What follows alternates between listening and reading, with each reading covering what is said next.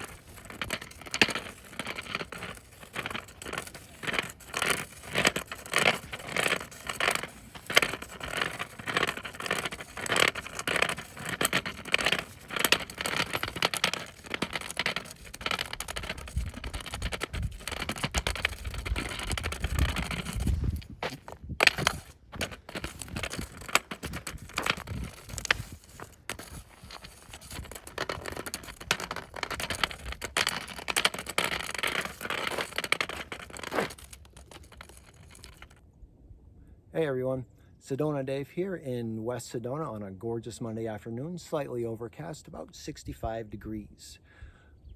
I want to talk to you today about hiking with the all-terrain cane.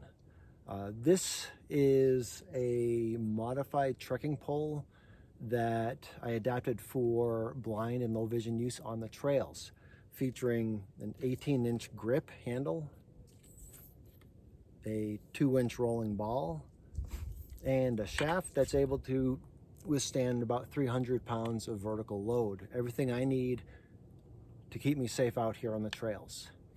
So I developed the all-terrain cane with me in mind.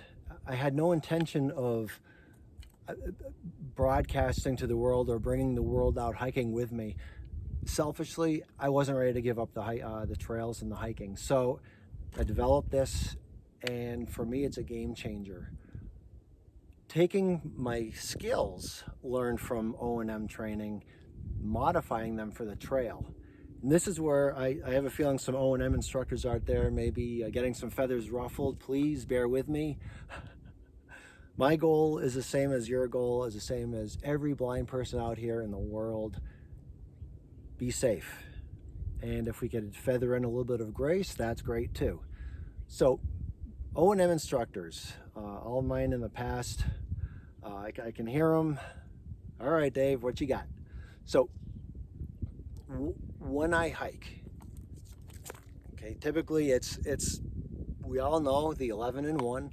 I do start with an 11 and 1 o'clock swing on my arc, but then I go further. I personally want to know what's around me, where my next safe step is going to be. And to me, that's very, very important. So very often I will find myself poking and prodding and tapping, and I don't know if there's a word for that, but it's what I do to make sure if I'm stepping down, I've got a good perch for my next step. As well, do I go just 11 and 1 o'clock? No. Sedona and the trail system out here, it's wilderness, and there's ledge, there's rock, there's outcroppings. I really want to know what's to my left and right. Case in point, bear with me as I swing the camera. There you go. There's a bit of a ledge. As I hike 11 and 1, I'm fine, but I want to know what's over here. So I will go 1 o'clock and beyond and find where that ledge is. Also, I'll take me to the 10, 9 o'clock position. All right, there's a mountain there, there's hill, there's cactus. Not gonna fall, not gonna do any damage, but off to my side, I want to avoid that. So yes, I really will extend my arc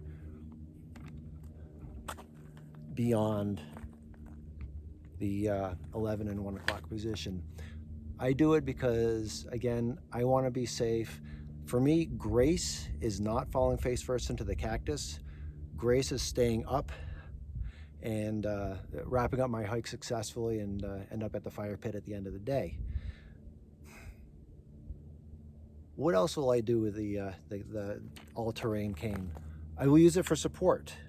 Again, we've got cactus out here, and other than cactus and dead trees, there's not much to hold on to. I can't switch cane to my left hand and grab onto a handrail if I'm climbing or descending stairs. No stairs. I need support. Why did I choose the all-terrain cane with one hand? My very first O&M instructor really wanted me to adopt good habits out of the gate, and one of our first lessons was keep your left hand free.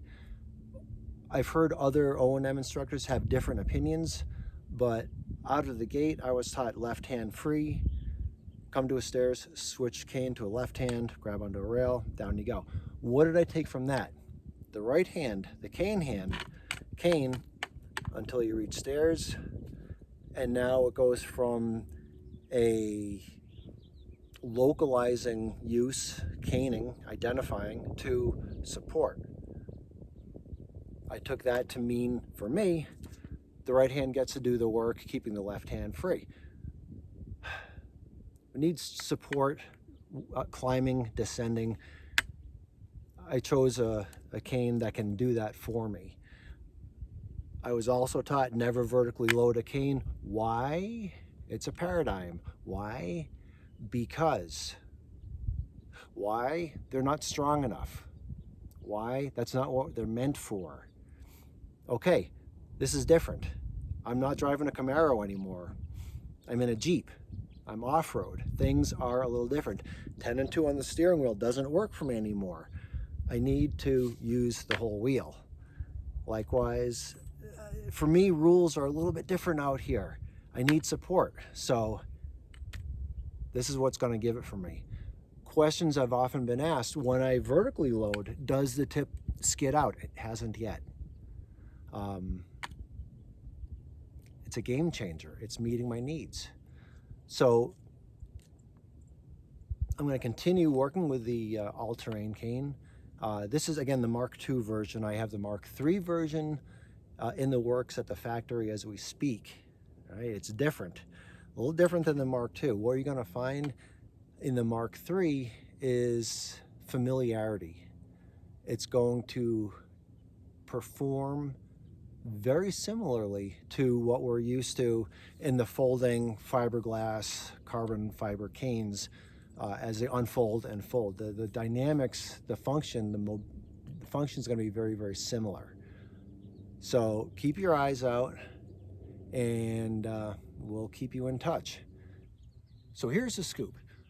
We're going to be posting our updates and progress reports early and often to our awarewolfgear.com website.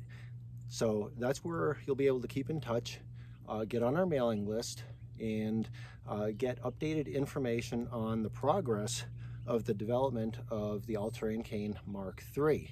In the meantime, while you're there, check out Aware Wolf Gear for our clothing line, our product line, shirts and outerwear for the blind community, from the blind community. This is ours. We got this. Today, I am sporting the Blur shirt. the Werewolf Gear logo out front, tactile. All right, it's very dense ink. You can actually feel the logo. And on the back, blind. Typical to a Werewolf Gear form, letting them know that we might not see them coming. So please don't run us over. In up and coming broadcasts, I'm going to be talking to you a lot more about hiking, a lot more about the all-terrain cane, everything Sedona, everything Sedona Dave, hiking tips, equipment tips. Probably going to start with the importance of a good, well-fitting pair of hiking boots. All right, so stay tuned. We'll keep you updated about everything Sedona, Sedona Dave, and the all-terrain cane. All right, y'all. We'll see you out on the trails. Take care. Bye-bye.